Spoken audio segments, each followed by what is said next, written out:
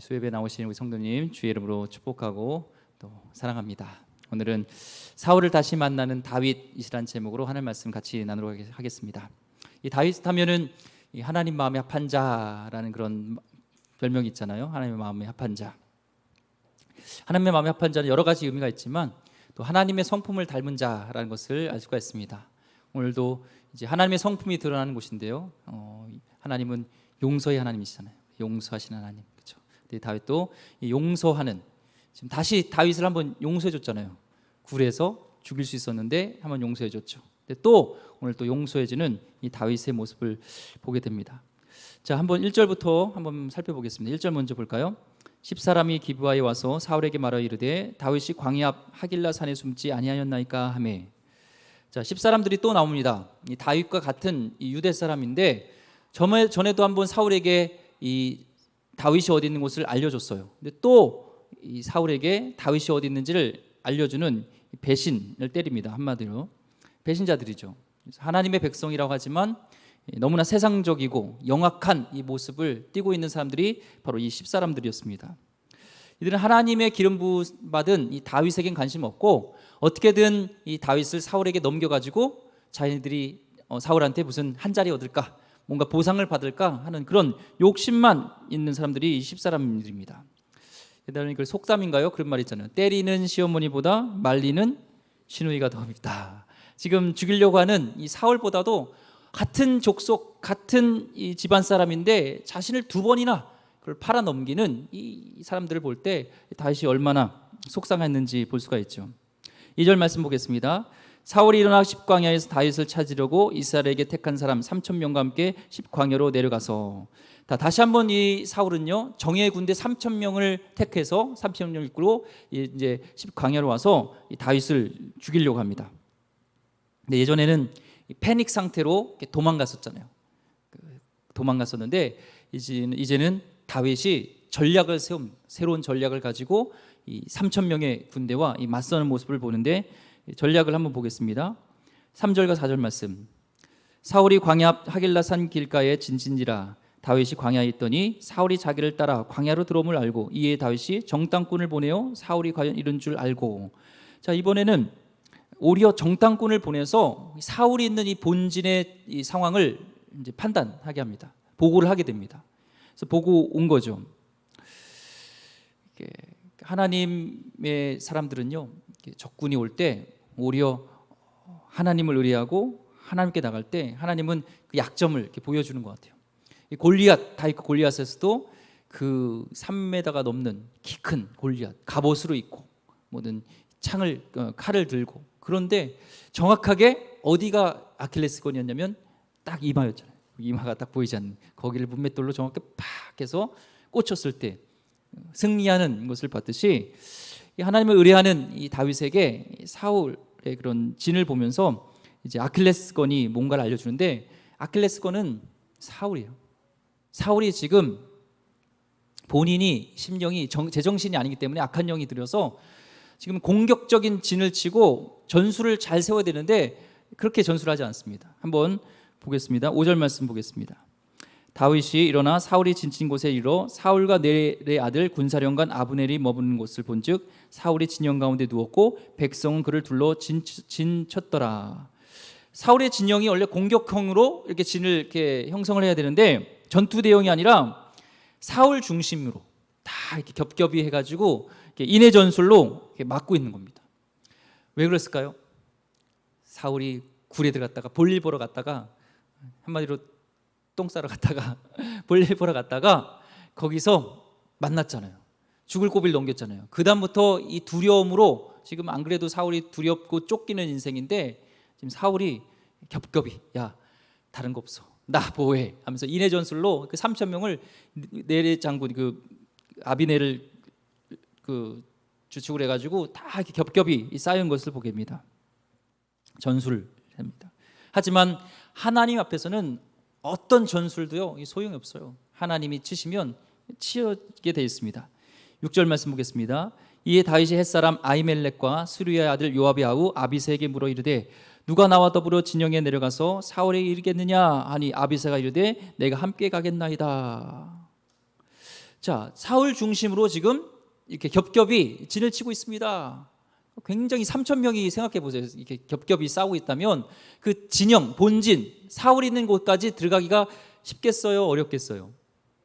어렵죠. 보고하는데. 그러면은 이런 보고를 들으면 정상적인 보통 리더십이라면 야, 안 되겠다 야.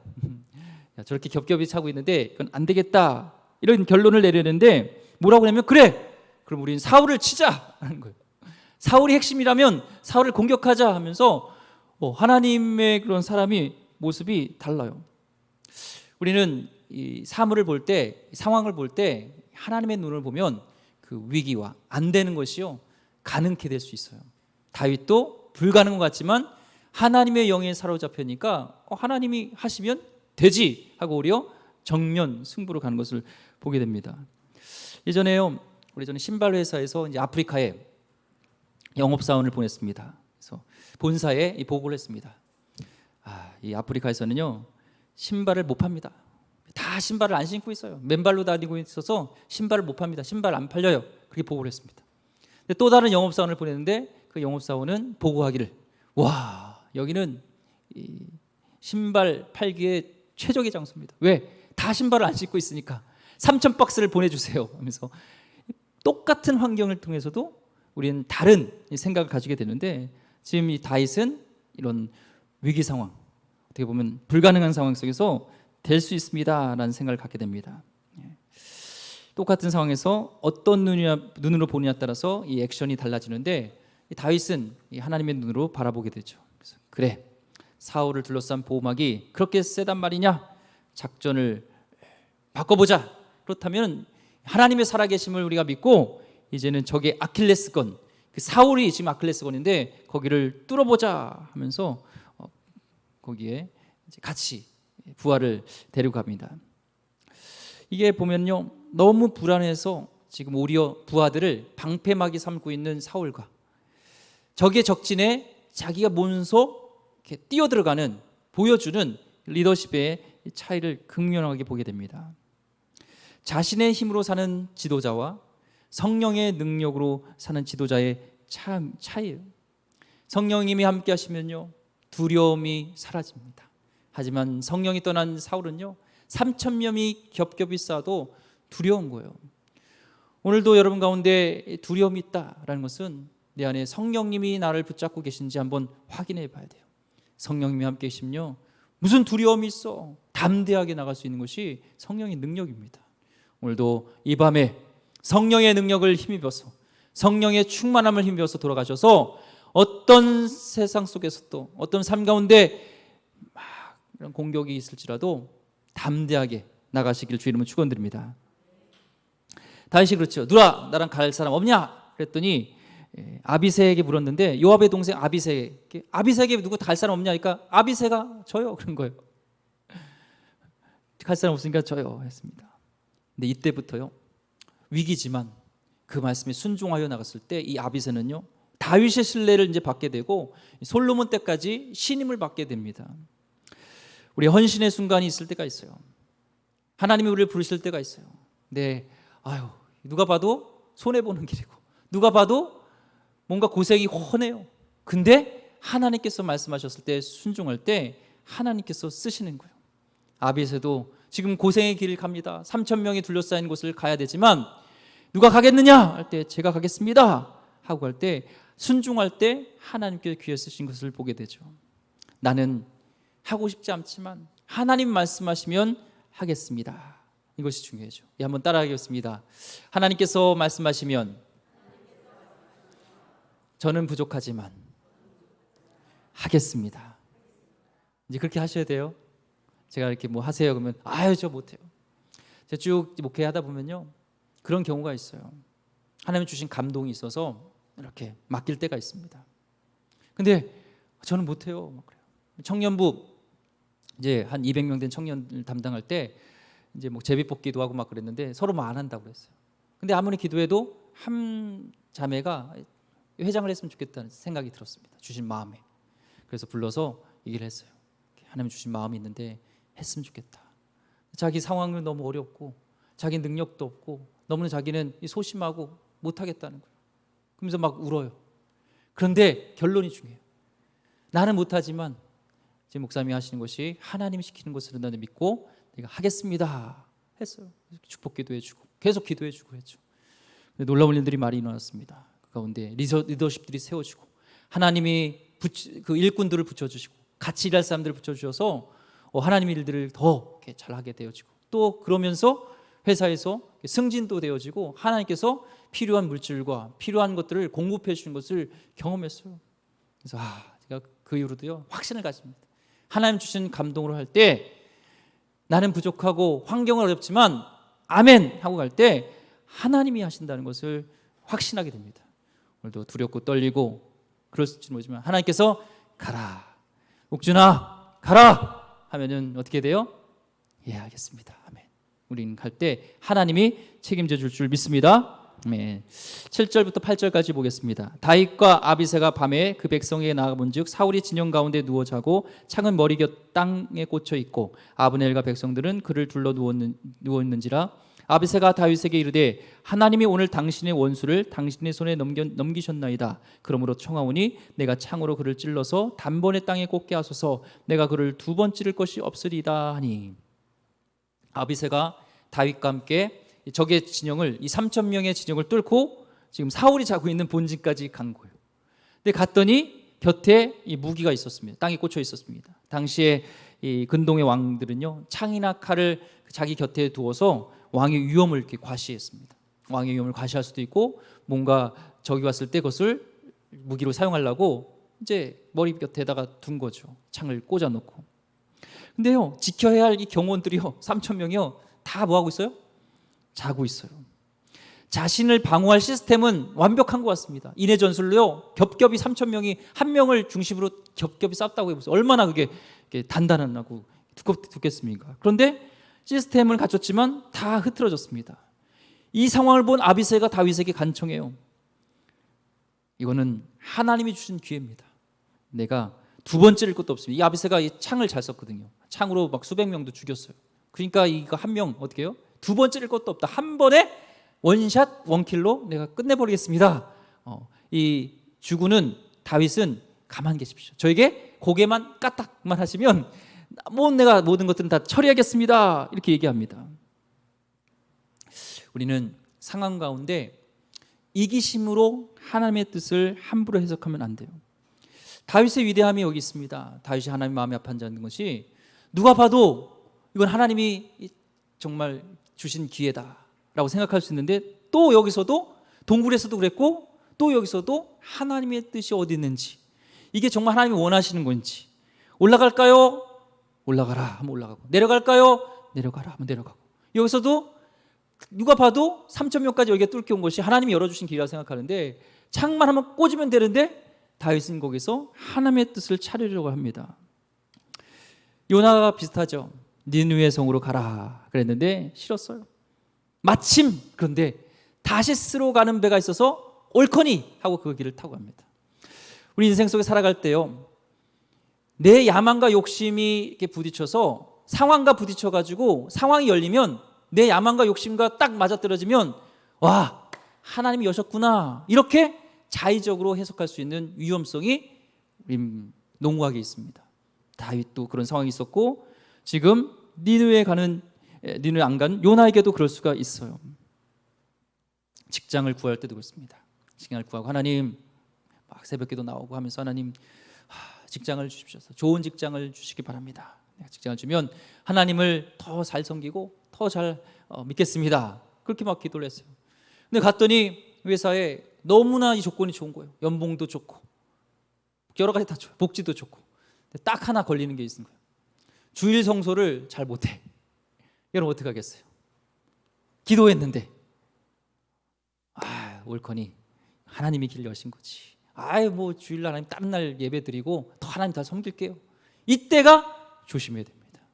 이때 길 열려지고 좋은 것 같고 순탄한 것 같지만 그 길이 하나님이 원하시지 않는 길일 수 있다는 것을 우리는 다시 한번 돌이켜 봐야 돼요. 이번에 116차 정책 포럼 월화 이렇게 참여를 했습니다. 그래서 우리 교단의 정체성과 앞으로 10년과 20년 후에 나아갈 이슈들을 얘기하고 그 가운데 또 여러 가지 토론 중에 목회자의 어떤 이중직, 코로나로 위험하고 또 이미 이중직으로 가 있는 목회자도 많고, 근데 우리 교단은 이중직을 허락하지 않아요, 법적으로. 그렇다면 한쪽 의견은 그것을 허락해 주자, 그리고 더 준비할 수 있게 하면 좋지 않겠냐? 어려운데 그것도 좋은 의견일 수 있습니다. 그런데 한쪽에 또한 다른 의견은 그게 오히려 위험한 함정일 수 있어요. 어느 길이 하나님의 좁은 길인지를 생각해 봐야 돼요. 내가 당장 눈에 보이는 직업 전선에 나가서 뛰어든다면 뭔가 손에 잡히는 경제적인 게 이익이 있을 수 있지만, 하나님을 의지하는, 까마귀를 통해서 하나님께서 엘리야를 먹이셨던 그 경험을, 그 하나님을 살아계심을 경험치 못하는 그런 상황이 될 수 있다는 거예요. 하나님이 길을 열어주셨구나, 직업을 열어주셔서 뭔가 길을 확 열어줬어요. 그 가운데 좁은 길 선택하시고 하나님이 무엇을 원하시는지, 우리 하나님께서 더 잠잠하게 있길 원하시는지 우리는 살펴봐야 돼요. 그래서 오늘 다윗은 길을 3,000명을 열어주고 죽을 기회가 됐지만 여기서 하나님의 뜻이 무엇인지를 보게 됩니다. 우리는 항상 하나님께 물어야 되죠. 9절 말씀 보겠습니다. 다윗이 아비새에게 이르되 죽이지 말라, 누구든지 손을 들어 여호와의 기름 부음 받은 자를 치면 죄가 없겠느냐 하고. 그래서 하나님의 기름 부은 자를 치는 것은 하나님에 대항하는 것이야. 하나님이 기름 부으셨으니까 하면서 하나님께서 기름 부으신 자는 하나님이 처단하도록 하나님께 맡겨야 된다라는 하나님의 분명한 뜻을 가지고 지금 원수 앞에 있는데 그것을 용서해 주는, 그냥 그를 살려주는 이 모습을 보게 됩니다. 철저하게요, 이 다윗을 볼 때 로드십, 주권이 하나님이 있다는 것을 정말 알 수가 있습니다. 제가 이렇게 이입해가지고 내가 이런 상황일 때, 철천지 원수가 내 앞에 있는데 내가 그를 복수할 수 있는 기회가 있는데 그걸 내가 마다할 수 있을까? 진짜 하나님께서 주인 되어지면 그렇게 할 수가 있죠.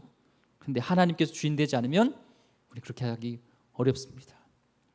청년들에게 나갈 때 중요한 것이 있어요. 청년뿐만 아니라 이 가치관을 형성되는 청소년들도 마찬가지고 제일 먼저 중요한 이 교육이 있다면 로드십입니다. 주권, 주인이 누군가, 이게 안 돼 있으면요 이 믿음이 자라지가 않아요.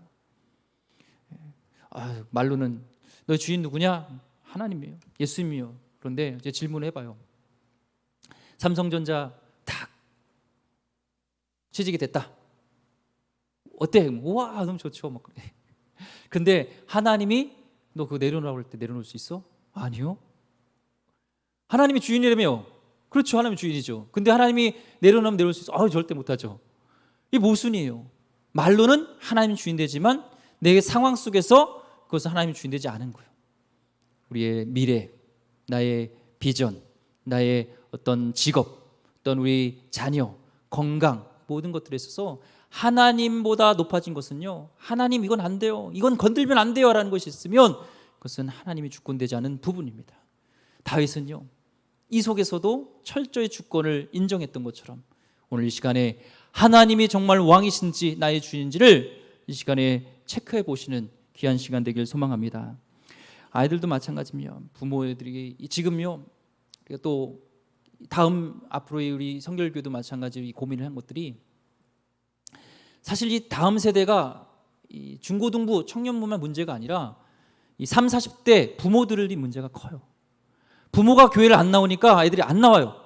앞으로의 이제 교육은 그 3, 40대를 어떻게 잡느냐, 이런 문제도 있습니다. 그런 말이 있잖아요. 168대 1의 법칙이 있어요. 교회에서 신앙교육은요 일주일에요 아이들 1시간이에요. 그런데 집에서 있는 시간 168시간이라는 거예요. 어떻게 그들을 잡을 수 있겠습니까? 신앙으로 부모님이 잡아야죠. 부모님이. 그런데요 안타깝게도요 청소년들이 대학 이후로 사회 진출하면 점점 이게 고등학교 진학할 때 떨어지고 대학교 진출할 때 떨어지고 또 사회에 진출할 때 떨어지고 계속 떨어지는 이유가 부모님들이 가치관을 그렇게 심어준 거예요. 야, 교회를 적당히 하고 대학 간 후에 취직한 후에 그 다음 신앙생활 해도 돼. 이게 은근슬쩍이 아니라 노골적으로 아이들에게요 너의 주인은 세상에 있는 그런 성공이야 라는 것을 가르쳐 준 거예요. 오늘 나에게 있어서 자녀에게 있어서도 이런 로드십이 잘못된 것이 있다면 분명한 하나님이 주인이시고 하나님이 왕 되시고 하나님께 내 인생을 맡길 때 하나님이 책임진다는 이 다윗의 고백처럼 내 손으로 그 원수를 끊을 수 있지만 하나님 뜻에 순종했던 것처럼 로드십 주인 되심을 인정하는 귀한 한 백성 되길 소망합니다. 네. 아멘 안 하시네요. 아멘. 예. 굉장히 중요합니다. 10절 말씀 보겠습니다. 다윗이 또 이르되 여호와께서 살아계심을 두고 맹세하노니 여호와께서 그를 치시리니 혹은 죽은 날이 이르거나 또는 전장에 나가서 망하리라. 성령의 감동으로 이 사울의 미래를 다윗이 얘기를 합니다.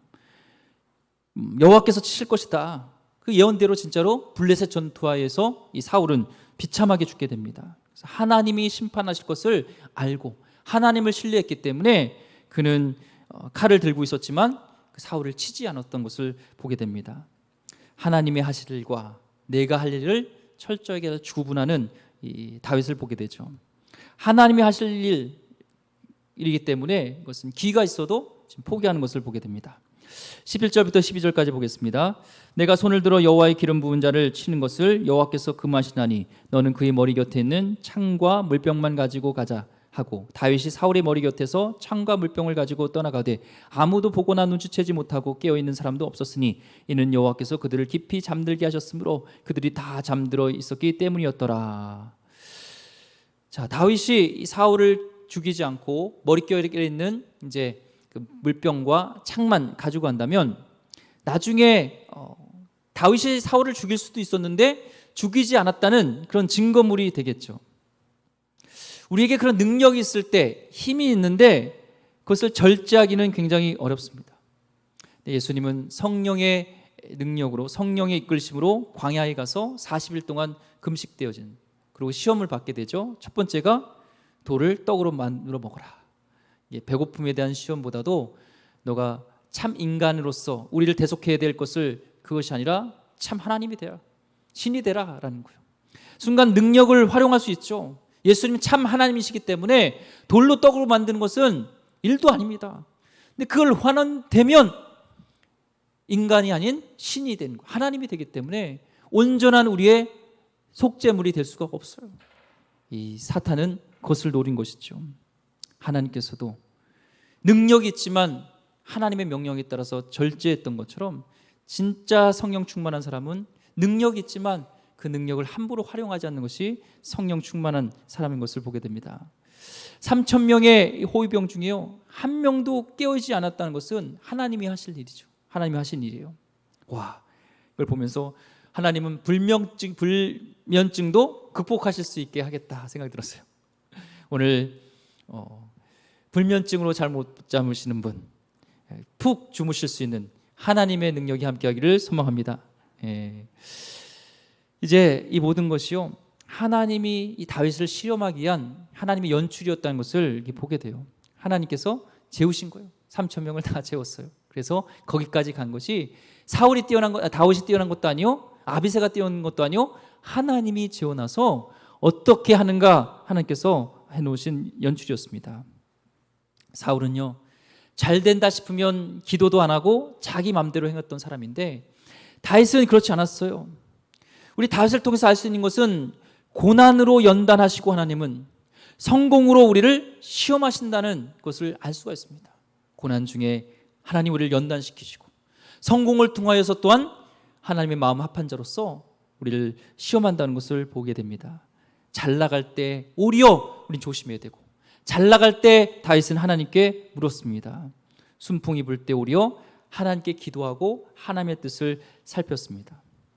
자, 지난번 은혜 베풀어 놔줬던 것이 놔줬는데도 이 사울은 대군대를 이끌고 이 다윗을 죽이러 찾아왔습니다. 배신감 있지만 또 이겨내고 용서하는 마음을 갖게 되었죠. 베드로가요, 예수님께 물었습니다. 마태복음 18장 21절 20절 보면요, 몇 번까지 용서해 주면 되겠습니까? 할 때 당시 유대인들이 최고로 용서해 줄 수 있는 그 마지노선이 3번이었어요.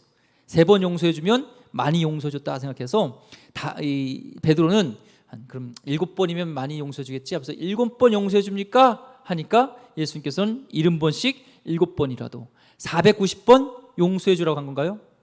그게 아닙니다. 490번이 아니라 그것은 숫자를 세지 말고 끝까지 용서해 주라는 거예요. 우리 인간은 이렇게 용서할 수 없습니다. 안 되죠. 하나님의 마음이 있을 때, 하나님의 사랑이 우리 가운데 머물 때, 예수님의 십자가의 그 사랑이 우리 가운데 경험되어질 때 우리 용서하게 되지, 우리 인간으로는 용서할 수가 없어요. 세상에서요, 복수와 분노가 있는 것은 법칙이고 우리의 인간적인 본능에는요, 복수하는 것이 이게 있습니다. 세상에서는요, 만만하게 보이지 않기 위해서는 당연히 용서를 하면 안 돼요.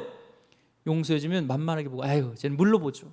그런데 예수님은 70번씩 7번 숫자에 상관없이 용서해 주라고 말씀하고 있습니다.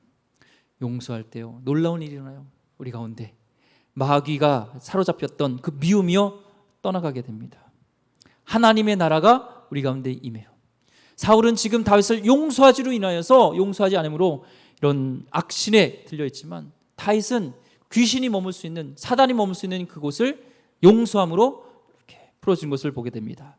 오늘 이 밤에 용서하지 않은 분이 있다면, 여러분이 딱 목을 잡고 내가 절대 용서하지 않으면 제가 힘들어할 거야, 그건 착각이에요. 내가 오히려 힘든 거예요. 오늘 여러분의 의지로 안 된다면 시간 성령의 능력으로 오늘 용서해주는, 용서함 받는, 그래서 자유롭게 되는 그런 귀한 시간 되기를 주 이름 축원드립니다. 아멘. 13절과 14절 말씀 보겠습니다. 이에 다윗이 건너편으로 가서 멀리 산 꼭대기에 서니 거리가 멀더라. 다윗이 백성과 내레 아들 아브넬을 대하여 외쳐 이르되 아브넬아 너는 대답하지 아니하느냐 하니 아브넬이 대답하여 이르되 왕을 부르는 너는 누구냐 하더라. 엔게디 사마귀처럼 본 적 있죠? 맞은편에서 거리를 두고서 총사령관의 이름 아브넬을 부릅니다. 아브넬아 그랬겠죠. 그러니까 그때 깬 거예요. 누구냐 하면서 3,000명들이 그 소리에 깜짝 놀라면서 깼습니다. 15절 16절 말씀 보겠습니다.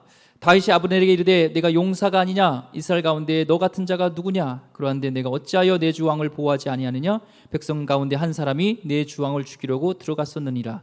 내가 행한 이 일이 옳지 못하도다. 여호와께서 살아계심을 두고 맹세하노니 여호와의 기름 부음 받은 너희 주를 보호하지 아니하였으니 너희는 마땅히 죽을 자이니라. 이제 왕의 창과 왕의 머리 곁에 있던 물병이 어디 있나 보라 하니.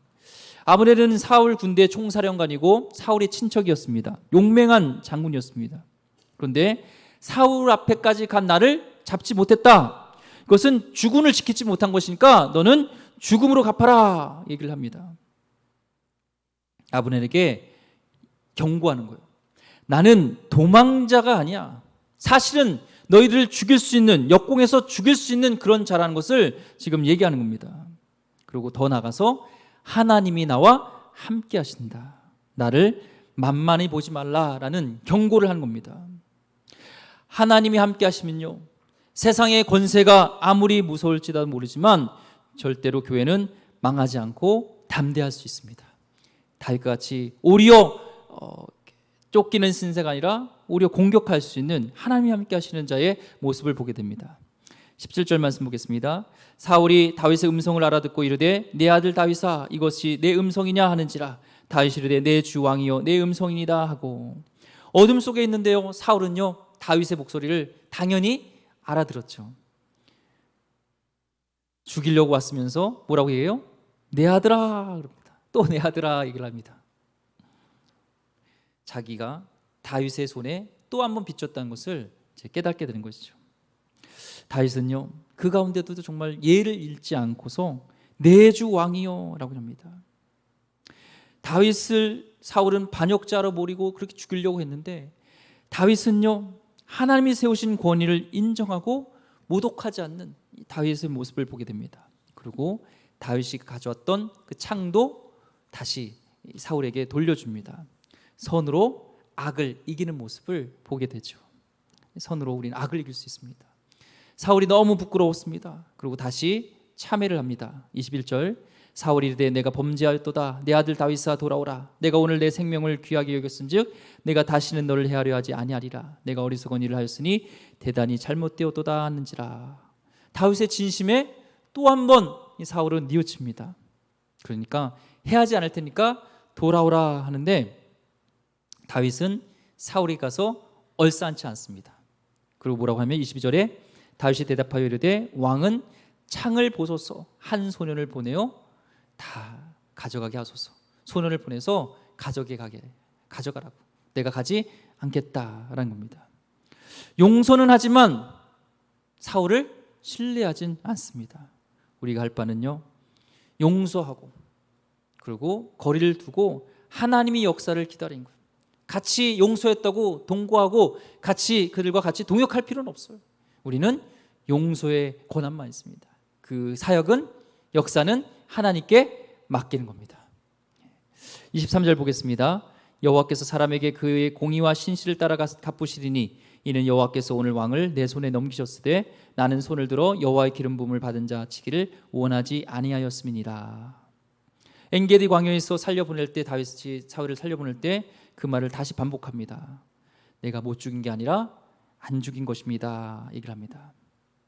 사울에게 너무 쉽게 접근하게 한 것은 또 하나님의 시험인 것을 다윗은 생각한 겁니다. 그래서 오히려 칼을 멈추고 나가는 걸 보게 되죠. 주님과 친밀함 속에서 하나님의 뜻을 분별해낸 이 다윗의 모습을 보면서 우리도 하나님과 친밀하고 주님과 가깝게 지내면서 하나님의 뜻을 분별하는 이 지혜가 필요하다는 것을 깨닫게 됩니다. 24절 보겠습니다. 오늘 왕의 생명을 내가 중히 여긴 것 같이 내 생명을 여호와께서 중히 여기셔서 모든 환난에서 나를 구하여 내시기를 바라나이다 하니라. 오늘 왕의 생명을 내가 중히 여긴 것 같이 내 생명을 왕께서도 중히 여겨 주십시오. 이게 아니라 오늘 24절 다시 더 띄워주세요. 왕의 생명을 내가 중히 여긴 것 같이 내 생명을 여호와께서 중히 여겨달라고 합니다. 사울에게 지금 하는 것이 아니라 하나님께 탄원하는 것을 봅니다. 사울을 용서했지만 사울을 믿지는 않았습니다. 나의 생사화복, 나의 생명은 사울에게 달린 것이 아니라 다윗은 철저하게 하나님의 손에 있다는 것을 알았어요. 하나님이 나를 붙들고 계시고 하나님의 장중에 있으면 사울이 아무리 3,000명이 아니라 몇만 명을 데리고 올지라도 나는 그곳에서 살아남고 분명히 나는 안전할 것을 믿는 다윗의 분명한 믿음이 있었습니다. 오늘 여러분의 생명이, 여러분의 관계의 회복이 어떤 사람과 어떤 누군가의 그런 관계 속에서 있는 것 같지만 그 뒤에 가장 큰 손인 여호와께서 함께 하실 때 여러분은 안정케 되어지고 여러분은 이렇게 모든 위험 속에서도 환난에서도 벗어나게 된다는 그 믿음을 갖게 되길 소망합니다. 예. 우리 미래를요, 병법에서는 그래요. 기회를 놓치면 위기가 온다고 합니다. 세상 그런 병법을 볼 때는 다윗은 바보 같은 짓이에요. 하지만 미래를 하나님이 책임져 주신다는 그 믿음이 있었기 때문에 그는 하나님을 신뢰했기 때문에 사울을 용서해 주는 마음을 갖게 됐습니다. 오늘 여러분 가운데 철저히 하나님을 신뢰하는 성도들 되길 원합니다. 마지막 25절 읽고 말씀 마무리하겠습니다. 사울이 다윗에게 이르되 내 아들 다윗아 내게 복이 있을지로다. 내가 큰 일을 행하겠고 반드시 승리를 얻으리라 하니라. 다윗은 자기 길로 가고 사울은 자기 곳으로 돌아가니라. 유명한 말씀이죠. 내가 큰 일을 행하겠고 25절에 내가 큰 일을 행하고 반드시 승리하리라. 내가 큰 일을 행하고 반드시 승리를 얻으리라. 말씀 25절 내가 큰 일을 행하겠고 반드시 승리를 얻으리라. 맞죠? 반드시. 이게 그 액자라든지 성결 그 성구에 보면은 많이 쓰여져 있습니다. 보신 적 있나요? 내가 큰 일을 행하겠고 반드시 승리를 얻으리라. 근데 이게 하나님이 하신 말씀이 아니라 사실 사울이 한 말이에요. 하나님은요 참 멋지세요. 적을 통해서도 축복을 바꾸는 하나님의 놀라운 역사심을 보게 됩니다. 정말 다윗이 얼마나 잠도 못 자고 얼마나 힘들었겠어요. 그런데 하나님은 그 적을 용서하기도 하시고 또 하나님께서는 그 적을 통해서 내가 큰 일을 행하겠고 반드시 승리를 하겠다는 것은 이 예언적인 축복을 적을 통해서 고백하게 한다는 거예요. 이게 놀라운 하나님이시잖아요. 오늘 여러분이 어떤 핍박 속에서 여러분의 원수가 여러분을 진칠지라도 하나님께서 개입하시면, 하나님께서 함께 하시면 오히려 역전될 줄 믿습니다. 여러분 인생을 역전시키는 하나님 멋지시잖아요.